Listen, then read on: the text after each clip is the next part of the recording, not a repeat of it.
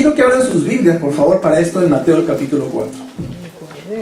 Los veo muy serios, los veo muy... ¿no?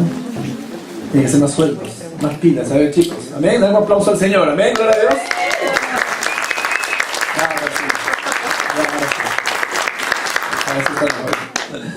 Ok, ahora, ¿cuántos han ido de viaje en rutas largas como de 15 horas, 18 horas o 12 horas? Bueno, Ana Milagro todas las semanas viajas. ¿Cuántas horas viajas todas las semanas tú? 7 de ida, 7 de vuelta. 7 días y 7 de vuelta. Wow. Ahora, en las rutas de Perú hay muchos paisajes, ¿verdad? En las rutas de Perú hay paisajes bellos, ricas montañas, hermosas tierras, cumbres nevadas. Es mi Perú, ¿verdad? Ahora, en las oportunidades que he podido viajar, yo duermo por ratos y por ratos oro, porque a veces los choferes hacen unas maniobras temerarias, ¿verdad? Entonces nos obliga a ser espirituales, ¿verdad? Cuando viajamos constantemente.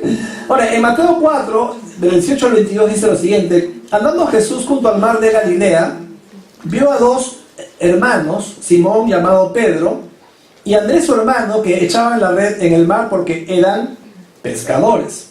Y les dijo: venid en pos de mí, y os haré pescadores de hombres. Ellos entonces, dejando al instante las redes, ¿qué cosa dice? Le siguieron. Pasando de allí vio a otros dos hermanos, a Jacobo hijo de Zebedeo, y Juan su hermano en la barca con Zebedeo su padre, que remendaban sus redes, y los llamó, y ellos, dejando al instante la barca y a su padre, le siguieron.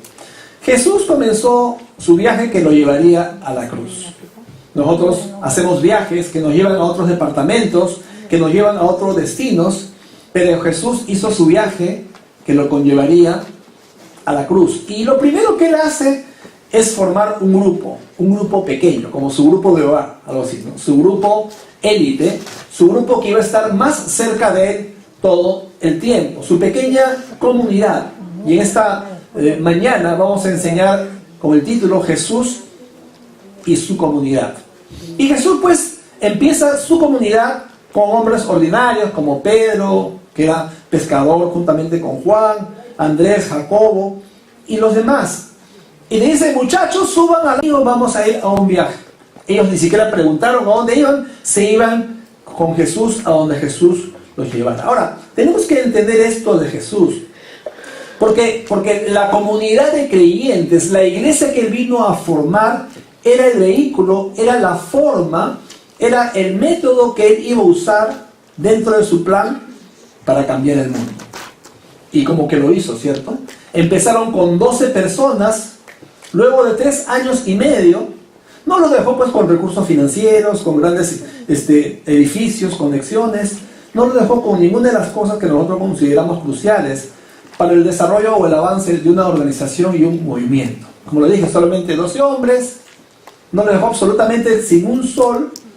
Y luego se formaron 120 personas ahí en el aposento alto el día que vino el Pentecostés. Y después de 2000 años, aquí estamos nosotros. Y en todo el mundo, si es que tenemos el mismo horario más o menos en el mundo, en este momento hay cultos cristianos a lo largo de todo el mundo. Y según sus zonas horarias también, muchos ya lo han celebrado, otros lo están por celebrar. ¿Por qué? Porque gente que cree en el nombre de Jesús se reúnen para alabarlo, para adorarlo, y lo que él hizo hace 2000 años sigue perdurando. Jesús pues no vino y le dijo, cuando formó este concepto de comunidad, no se le acercó a ellos pues y les dijo: ¿sabes qué? Yo quiero trabajar contigo solamente, los demás no me caen muy bien, así que yo tengo un plan solamente contigo. Jesús no fue exclusivo, sino fue inclusivo. Sé que de repente estás muy ocupado, en realidad no tienes tiempo porque tu trabajo es muy exigente. Los discípulos por ahí, Pedro es un dolor de cabeza, todo testarudo, muy hablador. Tomás es siempre negativo, bien pesimista. De pronto Andrés y Jacobo son del vulgo. Ni qué decirte de Judas. Pero tú y yo sí podemos llevarnos bien, porque en nosotros hay cierta química, y este es un concepto no cristiano sino mundano que se ha introducido al mundo cristiano y con el cual yo desacuerdo bastante. ¿Por qué? Porque a veces uno en el mundo cristiano piensa que uno necesita química para llevarse bien en el servicio a Dios, y tú vas a ver que es todo lo contrario. Jesús nunca dijo estas cosas. Jesús no dijo, pues, vamos a hacerte un discipulado a la distancia porque tú estás muy ocupado. Hola. Al comienzo de su ministerio, el primer paso de Jesús fue establecer su comunidad, su iglesia. Y a lo largo de su ministerio, enseñó la forma en que esta comunidad iba a funcionar.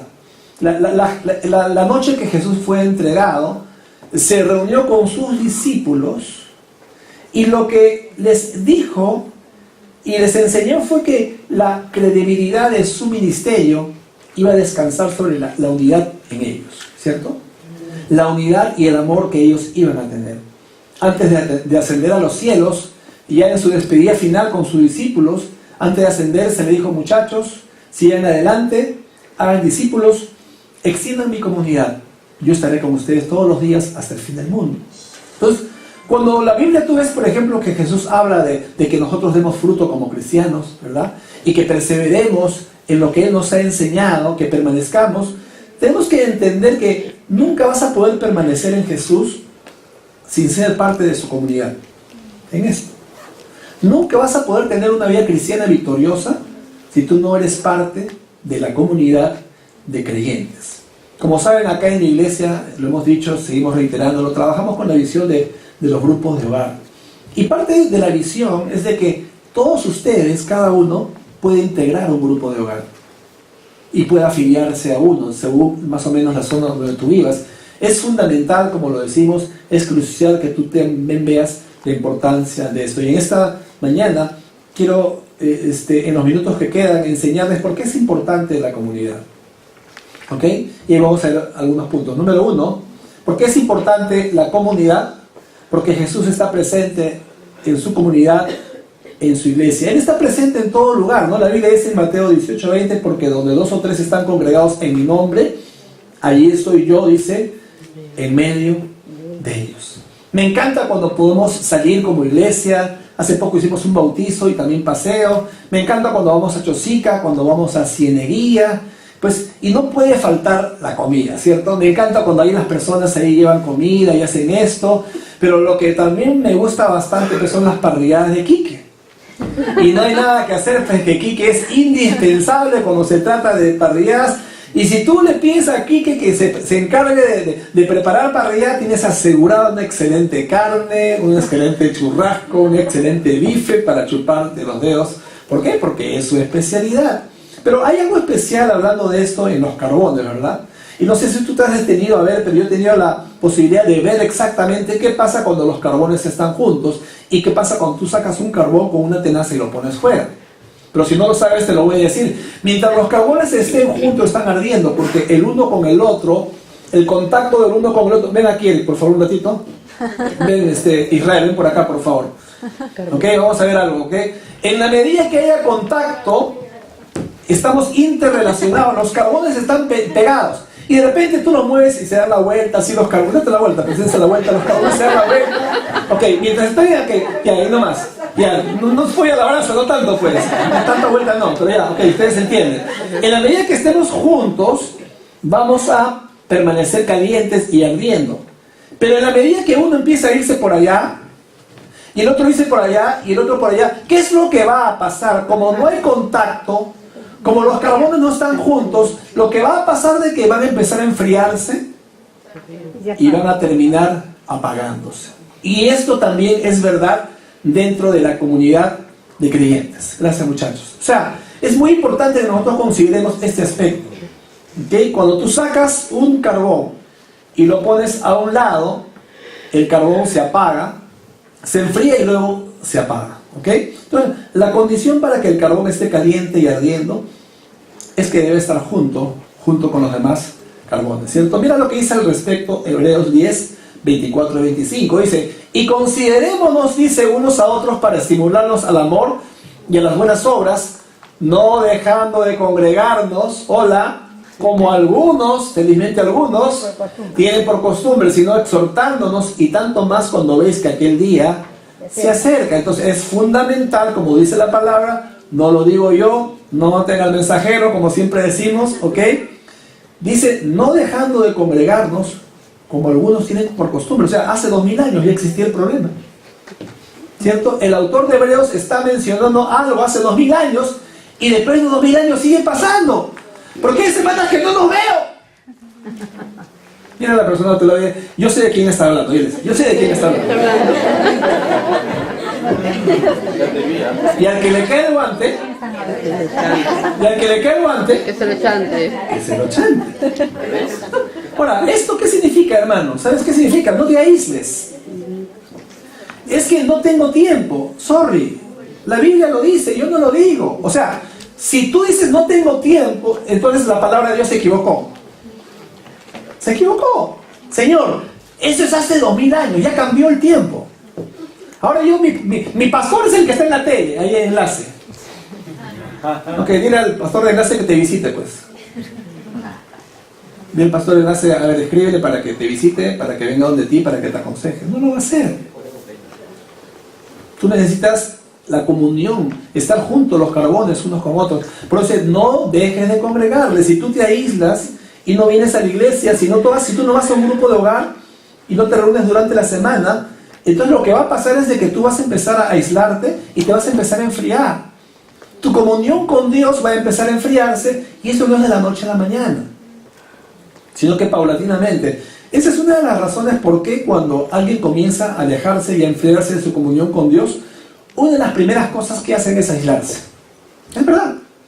Una de las primeras cosas que hace ese creyente, porque en su corazón hay algo que no está bien con Dios, entonces empieza a aislarse, empieza a retroceder. ¿Por qué es importante la comunidad? Número 1, porque Jesús está presente en la comunidad. Número 2, la comunidad de creyentes previene que estemos espiritualmente a la deriva en nuestras vidas. O sea, es muy importante que tu vida no esté a la deriva. Si tú no te congregas, lo que va a pasar es de que tu vida espiritual va a estar ahí a la deriva, andando por aquí o por allá. Mira lo que dice Proverbios 27:17. Dice, hierro con hierro se aguza, así el hombre aguza, afila el rostro de su amigo. O sea, si tú eres un hombre y te juntas con otro hombre, tú le sacas filo a él y él te saca filo a ti. ¿Cómo? Por medio de la exhortación, por medio del ánimo, por medio de la oración. ¿Cuántos tienen, por ejemplo, jefes en sus trabajos? Levanten la mano. ¿Cuántos tienen jefes en sus trabajos?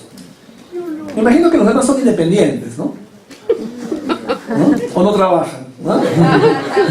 Por favor, si no trabajan ya me están preocupando. A ver, ¿cuántos son independientes? Levanten la mano. Ah, ya, ok, ahora sí estoy tranquilo. Ok, pero bueno, bien interesante, ¿no? Porque ¿cuándo fue, por ejemplo, la última vez que tú rendiste cuentas a tu jefe? Tú cuando le rindes cuentas a tu jefe, tú informas cómo te va en tu trabajo, el jefe te indica cómo mejorar en tu posición.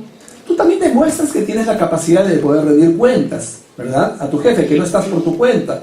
Ahora, yo te pregunto a ti, ¿cómo está tu vida cristiana? ¿Cómo está tu vida de devoción a Dios? ¿Cómo está en tu vida en privado? ¿Cómo estás tú cuando nadie te ve y estás solo en tu cuarto con la televisión? ¿Cómo estás tú? ¿Qué haces cuando nadie te ve? ¿Cómo te va en tu relación con tu esposo, con tu esposa? Son cosas, pastor, no se mete en mi vida privada, ¿ok? Si tú quieres que nadie se meta en tu vida privada, lo que pasa es que tú solito te estás aislando. Y al final te vas a empezar a enfriar como ese carbón. Y al empezar a enfriarte como ese carbón, tu vida cristiana va a empezar a apagarse hasta extinguirse. Hermanos, sin participar en la comunidad de creyentes, voy a ir, como dice acá, como un cristiano que está a la deriva, como un barco en alta mar sin brújula. Y no importa cuán fuerte o inteligente tú creas que eres, ninguno de nosotros está por encima de la necesidad de la comunidad de creyentes, ninguno. Todos tenemos la necesidad imperante de ser parte, todos tenemos la tendencia a aislarnos. Pero cuando yo me aíslo, el enemigo me engaña, el enemigo me tienta más fuerte que cuando estoy contigo. Cuando estoy contigo, tú me ves que me está pasando algo, Tony, cuidado, ¿qué está pasando en tu vida? Pero si no te veo, si no me ves y yo me aíslo todo el tiempo y estás por tu lado, entonces el enemigo va a empezar a engañarte, va a empezar a seducirte. ¿Para qué? Para que tú dejes los principios de la palabra de Dios y empieces a actuar como el resto del mundo, olvidando de que eres un creyente, un hijo de Dios. Hay algo que está ocurriendo a nivel mundial en el aspecto político, y es bien interesante, lo hemos visto en las últimas elecciones, y también esto es verdad acá en Sudamérica y también en el mundo entero. Este concepto de que la gente ya no le gusta pertenecer a ningún partido político. Pero eso también es bien interesante en el aspecto espiritual, porque en muchos lugares, no solamente en Estados Unidos, pero en Europa, y también acá, está creciendo con más énfasis, en la última década sobre todo, o sea, lo que más está creciendo en este último tiempo no es el cristianismo o el judaísmo, ni siquiera el islamismo, sino gente que dice que no se identifica con ninguna religión, con ninguna comunidad de fe. Ellos te dicen que sí creen en Dios, que no son ateos, ¿verdad? Y te dicen, por ejemplo, es que no tengo tiempo de ir a la iglesia para buscar a Dios. Yo todas las mañanas rezo, yo todas las mañanas a Dios lo puedo encontrar en cualquier lugar, y yo todas las mañanas le rezo a la Virgen, a la Cruz de Motupe, o hago mi rosario, etc. Y piensan que eso es suficiente. Entonces, la pregunta es, por ejemplo, Jesús llamó a la gente para vivir en comunidad. Para eso Él invirtió 3 años y medio. O sea, imagínense, dejó el cielo, vino al mundo. Después de 3 años y medio conformó una comunidad de creyentes, primero de 12, que le hicieron a 120, y luego empezó a expandirse a nivel mundial hasta el día de hoy. ¿Para qué? Para que tú luego digas, no tengo tiempo, no es necesario, a mí me parece así. No, hermano, no es como tú crees, es como la palabra dice que tiene que ser. Jesús llamó para vivir en comunidad a sus hijos. Vengan, vamos en el auto juntos, vamos a aprender juntos, vamos a orar juntos, vamos a comer juntos, vamos a crecer juntos, vamos a confrontarnos, vamos a exhortarnos juntos, vamos a servir juntos a Dios. ¿Por qué? Porque el aspecto de juntos, el aspecto de la comunidad es vital. Eso es vivir en comunidad. Y Jesús pidió que la gente haga eso. Pero ojo, ten cuidado, nuestra tendencia es aislarnos. Y si tú tienes esa tendencia de aislarte, pues sal de esa tendencia, involúcrate y sé parte de la comunidad de creyentes. Entonces, ¿por qué es importante la comunidad? Estamos viendo, número 1, porque Jesús está presente allí. Número 2, porque la comunidad previene que estemos espiritualmente a la deriva de nuestras vidas. Y número 3, porque es el lugar más seguro donde quitarnos nuestras máscaras y dejar de escondernos. Bien interesante, ¿no? Porque cuando leemos la Biblia en el Génesis, por ejemplo, la Biblia dice que estaban desnudos y no se avergonzaban. No significa que era la moda, por si acaso. Lo que significa era de que no había nada oculto entre ellos. No se avergonzaban de nada. No está hablando únicamente de una desnudez física, pero más aún de una desnudez en el alma. Y esto también de paso para los matrimonios. Los matrimonios pueden estar desnudos físicamente, pero de pronto no están desnudos en el área del alma. Y si tú no te desnudas en el área del alma con tu esposa, con tu esposo, lo que va a pasar es que hay cosas que tú te estás guardando para ti y no las estás contando. ¿Por qué? Porque hay cosas que de repente te avergüenzan. La Biblia dice, mira, en Génesis 3:10, y él respondió, luego que pecaron, dice, él respondió, oí tu voz en el huerto y tuve miedo porque estaba desnudo y me escondí. Antes del pecado no había vergüenza. Antes del pecado, el hombre y la mujer no tenían que esconderse el uno del otro y no tenían que esconderse tampoco de Dios. Inmediatamente se introdujo el pecado, empezaron a esconderse de Dios y del uno con el otro. Y desde entonces el ser humano vive escondiéndose. Y ¿sabes qué? Hay muchas personas, aún cristianos, que son profesionales en esconderse. Los extremos, como les digo, ¿no? Yo siempre les digo, ¿no? Cuando, por ejemplo, comentamos y yo les pregunto, ¿y cómo estás? Entonces dicen, ahí. ¿Y cómo está tu trabajo? Ahí. ¿Y cómo te va en la relación con tu esposa? Ahí, ¿verdad? Entonces, eso es por un lado. Pero también hay la otra faceta. ¿Y qué tal te va? Nadie se llama Alejandro acá, ¿no? ¿Qué tal te va, Alejandro? Todo bien, pastor. ¿Y qué tal te va en tu relación con tu esposa? Todo bien, pastor. ¿Y qué tal te va en relación con tus hijos? Todo bien, pastor. ¿Y qué tal tu trabajo? Es todo bien, pastor. Todo yo, o sea, es el cristiano, todo bien, pastor. O sea que están en el modo, todo bien, pastor. Como que tienes que poner el switch, ¿no? Y cambiarle ese modo, todo bien. Porque yo quiero preguntarte, ¿la verdad estás todo bien? ¿O hay cosas que no están tan bien, pero no quieres hablar? Entonces, cuando tú dices que todo está bien, pero en realidad no todo está bien, estás en el modo, todo bien, pastor. Porque en el fondo hay cosas de que no están tan bien en tu vida. Y eso se llama, ¿sabes qué cosa? Esconderse. Te estás escondiendo. Ahora la pregunta es, ¿quién se perjudica en esto? ¿El pastor se perjudica? ¿El líder del grupo de hogar que te llama se perjudica o tú te perjudicas? Tú te perjudicas. Porque nuestro deseo es ayudarte, animarte, impulsarte a que tu vida cristiana sea más victoriosa, de que tú puedas vencer la tentación, de que tú te lleves mejor con tu esposo, con tu esposa, de que tu relación con tus hijos pueda mejorar, de que tu vida en general mejore. Ese es nuestro llamado. Para eso, hermano, yo estoy acá como pastor y mi esposa. Si tenemos un llamado de Dios, es por tu vida. ¿Amén? Y si tenemos ese llamado de Dios, y si también los líderes de la iglesia tienen ese llamado de Dios, es para bendecirte a ti. Para que tu vida sea mejor en Dios. Para que no estés como un cristiano a la deriva, yendo por aquí, por allá, sino para que tú puedas darte cuenta que si vienes escondiéndote, no vas a tener victoria en tu vida cristiana. Y por el contrario, vas a ir de mal en peor, de mal en peor. Y cuando uno se esconde, ¿sabes lo que pasa? Se vuelve superficial. Y político. ¿Cierto? Te vuelves superficial y te vuelves político. Hermanos, ¿sabes qué? Tenemos que aprender a sacarnos nuestras máscaras. Mira, la persona a tu lado y dice, sácate la máscara, y eso. Sácate la máscara. Tu máscara está bonita. O sea, no está bien su relación con Dios, pero se esconde. No está bien su relación con su esposa, pero se esconde. No está bien su relación con sus padres, pero se esconde. No está bien su relación en nada, pero se esconde. Nadie sabe que por dentro su relación con Dios está muriendo. Nadie sabe que por dentro su relación con su esposa, con su esposo está muriendo. Nadie sabe que por dentro su relación con sus padres está muriendo. Y por lo general, cuando están aislados, se estrellan contra el piso. Ese es el siguiente paso. Si estás aislado, el siguiente paso es que te estrelles contra el piso. Lo he visto 1, 2, 5, 10. Lo he visto innumerables veces. ¿Y cómo comienza? Aislándote. Dejando la comunidad de creyentes. ¿Me siguen amando, hermanos, también? Sí. ¿Estoy siendo muy duro? No.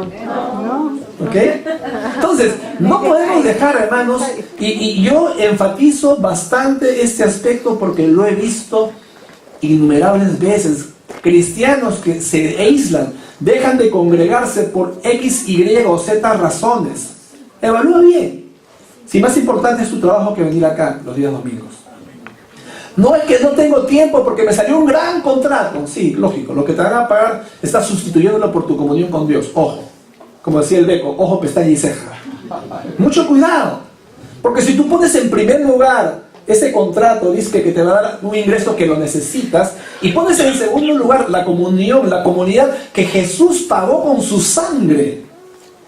Entonces, ¿dónde está tu comunión con Dios? ¿Dónde está esa balanza de que en primer lugar está Dios?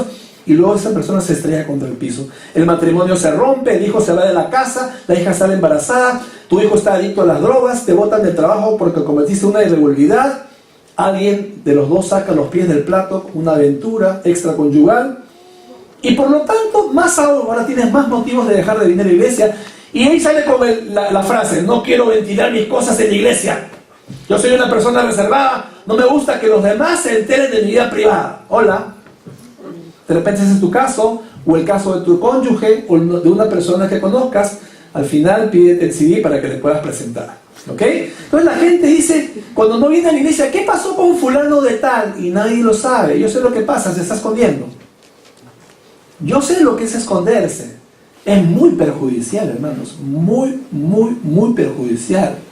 Por eso nuevamente el énfasis que ponemos acá de congregarnos, el énfasis de los grupos de hogar es fundamental. Necesitamos estar en la comunidad de los creyentes. Santiago 5:15, mira lo que dice: confesaos vuestras ofensas unos a otros y orad, ¿qué cosa dice? Unos por otros para que seáis sanados. La oración eficaz del justo puede poco, ¿verdad? Mucho. ¿Cuánto puede? Mucho. ¿Ok? Entonces eso es vivir en comunidad. Y en los grupos de hogar también está eso. Tú puedes conversar con las personas, puedes hablar sobre tus tentaciones, luchas, frustraciones que estás atravesando y luego orar unos con otros. Vimos el versículo anterior de Proverbios 27, dice hierro con hierro se afila, así el hombre afila el rostro de su hermano. Hombre, júntate con un hombre, júntate con dos hombres de acá de la iglesia, váyanse a tomar un café juntos, oren unos por otros. Esa es la forma en que se saca filo uno con el otro. Y ten la capacidad de escuchar. Amén.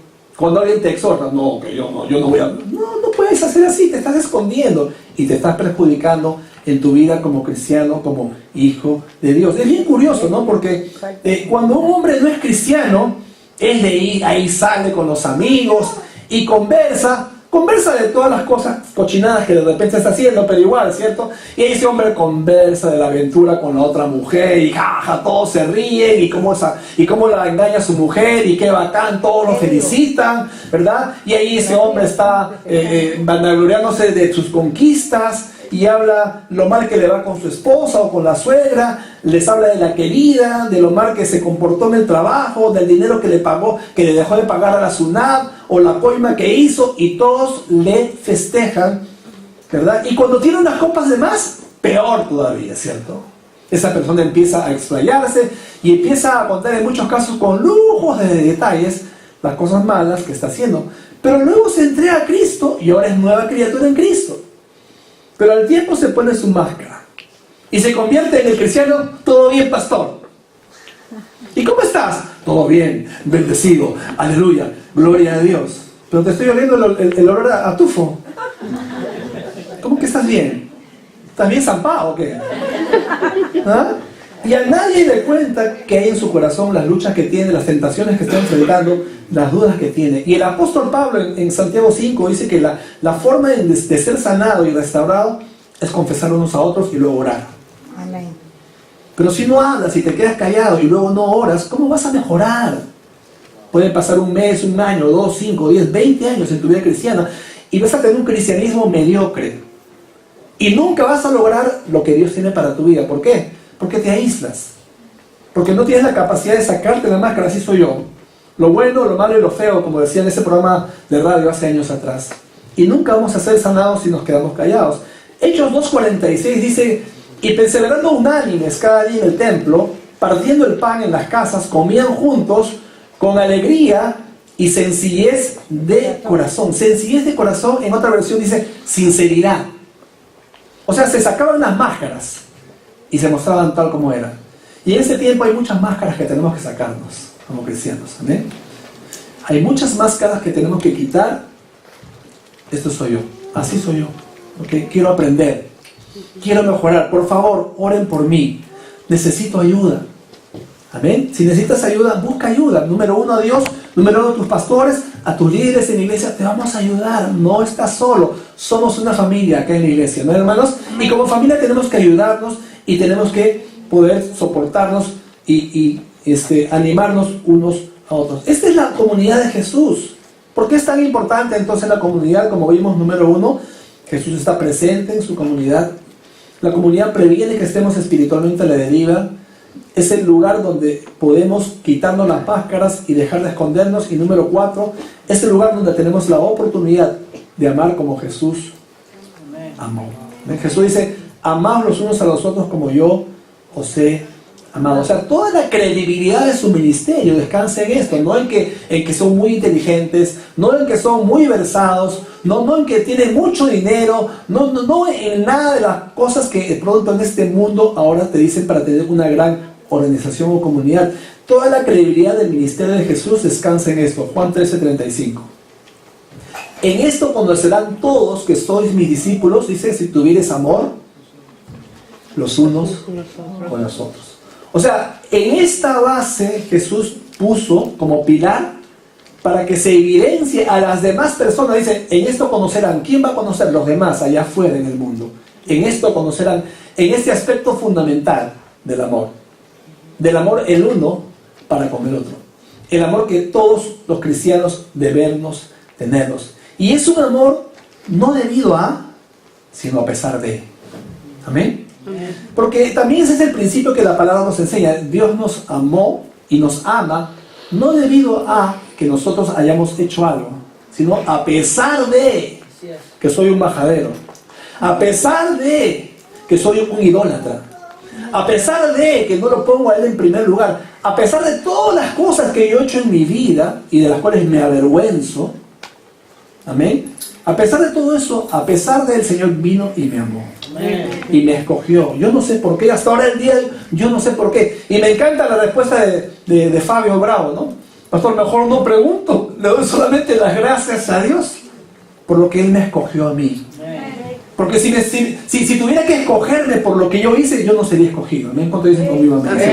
Ninguno de nosotros sería escogido si es que el Señor se fijara en lo que nosotros hemos hecho, pero no es debido a, sino es a pesar de. Pero también en las relaciones como en el matrimonio y también en la relación de creyentes en la iglesia tenemos que aprender a amarnos a pesar de, no debido a.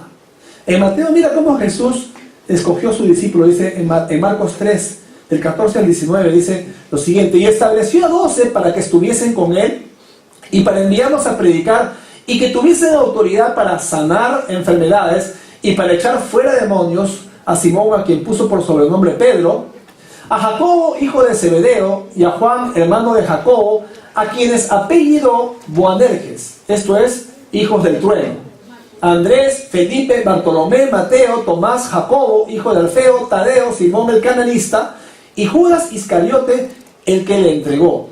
Y vinieron a casa. ¿Vinieron a casa para qué? Para estar en comunidad juntos. Chicos, ya acabé, chao, me voy. Jesús estaba todo el tiempo con ellos. Y este es el grupo de verdad de Jesús. Ahí están sus 12. Bien interesante porque ahí menciona un hombre que es Simón, ¿verdad? Simón el cananista, dice. Simón cananista o celote. Ahora, los celotes, escuchen, eran parte del partido nacionalista allá en los judíos. Eran parte de un partido extremista, radical, que querían derrocar al imperio romano a cualquier costo, violencia, si era necesario, asesinatos. Ellos odiaban a los romanos, pero odiaban más todavía a los judíos que cobraban impuestos para enriquecerse, porque lo que los romanos hicieron fue contratar judíos para que cobraran impuestos a sus conciudadanos judíos también. Ellos tenían que cumplir una cuota que el gobierno de Roma les exigía, y la diferencia ellos se quedaban. Y por decirte, si según la ley tenían que pagar 15, ellos cobraban 25 y los 10 se lo metían al bolsillo. De esta manera, los recaudadores de impuestos se enriquecían sobremanera con la anuencia, lógicamente, del imperio romano. Por lo tanto, los celotes eran parecidos a los subversivos, ¿verdad? Recontra nacionalistas y muy rencorosos en su corazón por lo que estaba ocurriendo en ese entonces. Y Jesús le dice: Simón, tú eres el celote, tú odias a los romanos, ven y sígueme. Simón, y el celote, fue tocado por el ministerio de Jesús y empezó a seguirlo. Luego pasa por ahí y dice: Mateo, ven, tú eres un recaudador de impuestos, ven y sígueme, y vas a estar en el mismo cuarto con Simón el celote. Ahora yo pregunto, ¿había química ahí? No. Entonces, ¿de qué química se habla ahora en el mundo, en las empresas y aún en el mundo cristiano, que dice que si no tienes química no puedes trabajar un pastor con su staff? Eso no es bíblico, hermanos. Porque Jesús adrede escogió al terrorista, a este nacionalista que odiaba a Mateo, para que trabajen ahora juntos en el ministerio. Entonces, este concepto de química no es un concepto cristiano. Y yo creo, hermanos, definitivamente que cuando el poder de Dios está presente, cada uno deja sus diferencias. Amén. Eres tan impactado por el evangelio en tu vida que si soy extremista, nacionalista, dice la palabra que Mateo, cuando fue tocado por el Señor, fue tan tocado que su corazón cambió. Otro ejemplo también es este bajito, ¿cómo se llamaba? Zaqueo. Hizo exactamente lo mismo. Era un cobrador de impuestos y fue impactado con el evangelio de Jesucristo y su vida cambió. Si en algo he defraudado, doy el cuádruple a aquellos que yo le he defraudado. ¿Por qué? Porque cuando viene el evangelio a la vida de la persona, la vida cambia. No importa si no tienes química, no importa del barrio donde vengas, no importa la condición social donde vengas. Hay grupos cristianos que son muy elitistas. Y eso tampoco el Señor nos enseña en su palabra. Entonces, hermanos, tenemos que entender qué es lo que la Biblia nos quiere mencionar. Porque el amor era lo que primaba. Porque el amor era lo que reinaba en su comunidad. Jesús le dice a Pedro: tú vas a estar en el cuarto con Tomás. Pero Tomás es muy pesimista. Y Tomás decía: Pedro es muy hablador. Pero tenían que estar juntos ahora trabajando en el ministerio. Santiago y Juan eran como dice ahí, los hijos del trueno. Yo me imagino que sus caracteres eran bien fuertes, ¿verdad? Muy explosivos, de repente eran bastante bravos. Pero era una comunidad en donde el amor iba a marcar la diferencia. En donde ellos iban a ser gobernados solamente por el amor. Y eso fue lo que cambió la historia de la humanidad. El amor que existía en esa comunidad de creyentes. Yo les pregunto en esta mañana, ¿qué tal si nuestra iglesia es conocida por el amor que nos tenemos unos a otros? Amén. Amén. Que la gente que entra por allá pueda ver el amor que hay entre nosotros y el amor también que demostramos cuando vienen. El amor que nosotros podemos desplegar de nuestras vidas, con nuestra mirada, con nuestra sonrisa. Si estás padeciendo una necesidad, estoy para ayudarte, para animarte, para orar por ti. ¿En qué te puedo ayudar? Por favor, cuenta conmigo. Estar en un grupo así, hermanos, no es fácil. De pronto es difícil, porque tiene que ver mucho con los caracteres de las personas. Pero Jesús no vino a crear una comunidad de gente perfecta que tiene química natural unos con otros. Jesús no vino a eso. Jesús vino a que, a pesar de que no tengan química, a pesar que de pronto no te pasas, tú puedas pasar por alto todas esas cosas, porque en esto conocerán todos que sois mis discípulos, si tuvieres amor. A ver, pues quiero ver si tú te amas con ese hermano que de pronto no te llevas bien. Quiero ver si tú lo amas a esa persona, y no de palabras, sino también en acción, porque Jesús nos amó, hermanos. Y también los conllevó a que los discípulos que no tenían química, como un extremista radical político, como este recaudador de impuestos que humanamente si podía lo mataba, ahora dejaban de lado aquellas diferencias, porque el amor que imperaba en ellos era tan profundo. Yo te perdono. Sé que hace un mes fuiste a mi casa y como no tenía para pagar mis impuestos, embargaste mis bienes. Y yo me quedé sufriendo y mis hijos llorando y a ti no te importó. Pero ahora he conocido el Evangelio. Yo sé quién es Jesús que ha cambiado mi vida. Te amo. Te perdono. ¡Wow! Pero esa era la comunidad que Jesús vino a formar y esa es la forma como nosotros tenemos que también relacionarnos. O sea, lo que hizo que su comunidad explotara y creciera fue la implacable determinación de Jesús de que aquellos que estén dentro de esa comunidad iban a derrochar tanto amor con todas las personas que tuvieran contacto. Porque en esto conocerán todos que sois mis discípulos. En esto. ¿En qué? En el amor que cada uno de ustedes pueda mostrar a su prójimo, a sus hermanos. Entonces yo les pregunto nuevamente, ¿qué tal si nos ponemos en esa posición, como la Biblia dice, de amarnos? ¿Qué tal si cada persona que entra por la puerta cada semana o va al grupo de hogar es cuidada, es amada? ¿Qué tal si todos nosotros buscamos un grupo de hogar donde amar a alguien, donde ser de bendición? De repente tú vas a un grupo de hogar y puedes entrar con un quequito, una tortita, no tienes mucho, aunque sea con un paquete de galletas, pero tú estás mostrando ahí el amor que tú también tienes a esa casa que te está acogiendo, donde tú estás aprendiendo la palabra de Dios. El amor, hermanos, vamos a mostrarlo a donde vayamos. Esa es la forma. ¿Qué tal si dejamos de un lado nuestras diferencias? ¿Qué tal si empezamos a rendir cuentas el uno con el otro? ¿Qué tal si en esta semana llamas por teléfono a 2 hombres, tú como hombre, y se reúnen los 3 a tomarse un café, a orar unos por otros, a animarse en las cosas santas? De pronto decís, ¿sabes qué? Estoy pasando por este problema, esta dificultad, estoy siendo tentado en esta área, necesito que ores por mí, por favor. Y tú como hombre también tengas la madurez suficiente para guardar la reserva del caso y para poder orar, para poder interceder. ¿Qué tal si dejamos de ser cristianos a la deriva, que estamos aislados, escondiéndonos? Ya suficientemente te has escondido, ya suficiente tiempo, ya te has escondido suficiente tiempo. Ahora es tiempo de salir, es tiempo de dar la cara. Amén. Es tiempo de decir, acá estoy yo, este soy yo, quiero aprender, de verdad quiero aprender. Me he dado cuenta que no puedo solo, no puedo sola, necesito ayuda. Este es el lugar donde vas a ser ayudado. Amén. Y te vamos a animar en las cosas santas, te vamos a animar en tu caminar con Dios, te vamos a animar, te vamos a exhortar para que tu vida cristiana, de la hora que está acá, pueda llegar acá, y luego de acá, pueda llegar acá, y cada día puedas subir en tu caminar cristiano. Amén, hermanos, ¿sí? Amén. Vamos a inclinar nuestro rostro, por favor, y vamos a orar.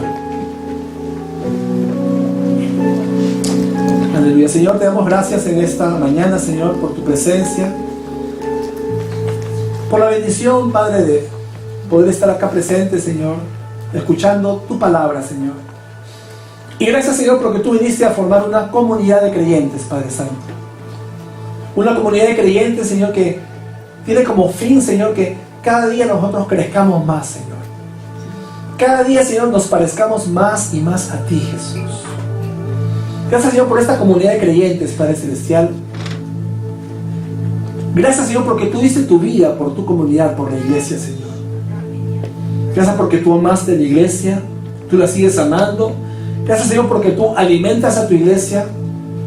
Gracias, Señor, porque tu iglesia, Padre Celestial, te sacrificaste por ella, Señor. Gracias, Señor, por el amor que tú tienes para con cada uno de nosotros. Y ahora también tú nos demandas, Señor, amor, el uno para con el otro, Señor. Que podamos amarnos, Señor, no debido a, sino a pesar de. A pesar, Señor, de las diferencias. A pesar, Señor, de que me sacan de quicio. A pesar, Señor, de que me exaspera. Que yo pase por alto, Señor, aquellas diferencias. Y que decía amar, Señor. Que decía amar como tú me amaste a mí, Padre Santo. Si esta mañana tu vida está espiritualmente a la deriva, si espiritualmente tú sabes que estás mal, si espiritualmente tú sabes que estás fallándole a Dios, déjame decirte, Dios lo sabe, pero Dios igual te ama a pesar de, y quiere que tu comunión con Dios se arregle de una vez por todas. Yo creo que ya es hora, y es el tiempo de que tú tomes esa decisión. Humanamente no lo vas a poder hacer en tus fuerzas. Si sigues viviendo escondiéndote, tampoco lo vas a lograr.